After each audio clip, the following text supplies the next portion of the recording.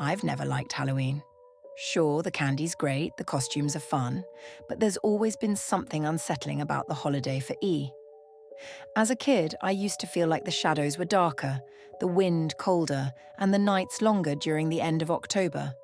My friends would say I was paranoid, but I couldn't shake the feeling that Halloween wasn't just about dressing up.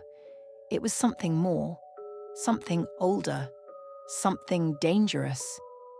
This Halloween started like any other. I wasn't planning on doing anything special. My friends, always obsessed with the holiday, had invited me to a party, but I politely declined. I told them I had work in the morning, which was true, but the real reason was I just didn't feel like being out that night. Something felt off. I was sitting on the couch, flipping through channels, trying to ignore the distant sound of children trick-or-treating outside, when the invitation arrived. It came with a knock at the door, sharp and deliberate. I wasn't expecting anyone, so I hesitated for a moment before getting up. When I opened the door, there was no one there, only a small black envelope resting on the doorstep. My name was scrawled on the front in elegant, swirling handwriting. I picked it up, feeling the strange texture of the paper almost like skin, and opened it. Inside was a simple card that read, "You are cordially invited to the Black Hollow Masquerade. Midnight. Costume required." There was no address, no instructions, just that one line. The hairs on the back of my neck stood on end.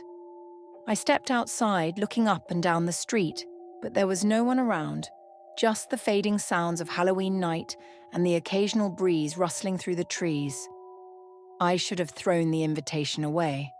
I should have ignored it, but instead I found myself pacing, unable to shake the feeling that I was supposed to go. As much as I hated Halloween, there was a strange pull in my chest, an odd curiosity. The words "costume required" echoed in my mind, and before I knew it, I was digging through my closet, pulling out an old black cloak I'd worn once for a college party years ago. By the time I left the house, it was close to midnight. I didn't know where I was going, but something told me the path would reveal itself. The streets were eerily quiet now, the usual Halloween chaos having died down. I wandered aimlessly for what felt like hours, the shadows growing longer, the air turning colder. Then, without warning, I found myself in front of an old, dilapidated mansion at the edge of town. It hadn't been there a moment ago. The house loomed out of the darkness, its windows like hollow eyes, its door slightly ajar as if waiting for me. I stood there, frozen in place, staring up at the house that seemed to watch me in return. I should have turned back. I knew I should have. But something pushed me forward, something stronger than fear, stronger than logic. I stepped through the door, the wooden floorboards creaking under my weight. The house smelled of dust and decay. But there was something else. Something sweet, like rotting fruit. The hallway stretched on forever, lined with portraits of people I didn't recognize. Their eyes seemed to follow me as I walked, their expressions twisted and strange. Some were smiling, but it wasn't a friendly smile. It was a knowing smile, a smile that told me they'd seen what was coming for me. At the end of the hallway was a grand ballroom, its ceiling high and vaulted, its walls draped in dark, tattered velvet. A single chandelier hung from the ceiling, casting flickering shadows across the room.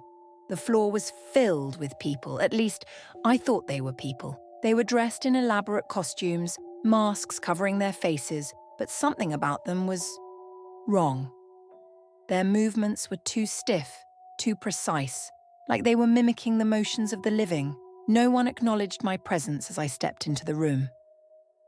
I stood there, feeling like an intruder, the weight of their gazes pressing down on me even though they didn't seem to be looking.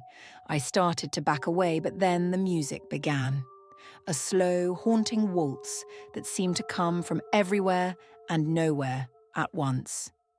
The dancers moved in time with the music, their steps inhumanly perfect, their masked faces turning toward me as they passed. I wanted to run to get out of that house and never look back, but my feet wouldn't move. I felt trapped, like I was caught in a web of invisible strings being pulled toward the center of the room. That's when I saw her. She stood at the far end of the ballroom, her gown shimmering like liquid night, her face hidden behind a black mask adorned with feathers. Her eyes, though. Her eyes were visible through the mask, and they were locked on me. They were dark, bottomless, pulling me in, drowning me in their depths. She beckoned to me, a slow, deliberate motion that sent a chill down my spine. I don't know why, but I walked toward her. I couldn't stop myself.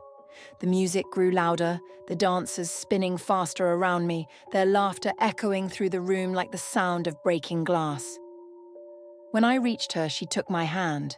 Her skin was cold, too cold, and I could feel the weight of something ancient, something terrible in her grip. She didn't speak, but I could hear her voice in my mind, whispering promises of secrets, of power, of eternity. I wanted to pull away, to escape, but I couldn't. I was hers now. She led me through a door at the back of the ballroom, down a winding staircase that seemed to descend forever. The walls were lined with strange symbols, and the air grew thick with the smell of burning wax and something metallic, blood, maybe. At the bottom of the stairs was a room, smaller, darker, lit only by candles that flickered as if they were alive. In the center of the room was a mirror, but it wasn't an ordinary mirror. Its surface shimmered, rippling like water, and I could see something moving within it, shapes, shadows, faces, all trapped beneath the glass, screaming silently. She let go of my hand and stood behind me, her breath cold against my neck. "Look," she whispered, her voice no longer in my mind but in the room, echoing in the dark. "Look and see the truth." I didn't want to, but my eyes were drawn to the mirror, and there, staring back at me, was my reflection, or what was left of it. My skin was pale, my eyes hollow, my mouth twisted into a grotesque grin. The more I stared, the more I realized I wasn't looking at a reflection at all. I was looking at my future, at the person I was becoming. I turned to run, but the door was gone, replaced by a wall of solid stone. The woman, the dancers, the music, they were all gone. I was alone, trapped in the room with the mirror and the faces beneath the glass. I don't know how long I've been here. Time doesn't exist in this place. All I know is that I'm part of the mirror now. My face is there, staring out, waiting for the next fool to come along and take my place. And on Halloween, the invitation will go out again.